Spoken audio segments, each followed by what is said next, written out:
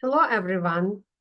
My name is Lilia Iakoucheva, and I'm a professor of psychiatry at the University of California, San Diego.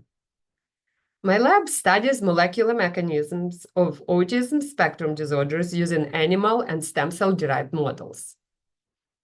I have been attending Autism Tree Foundation conferences for many years, and I'm so grateful to Dana Hoff and her team for organizing such an informative and engaging conferences. This year, I have a pleasure of being one of the co-chairs of the conference, and I promise you don't want to miss it.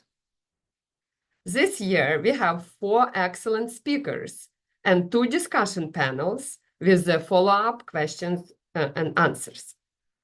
I encourage you to register for the conference and attend it either in person or virtually.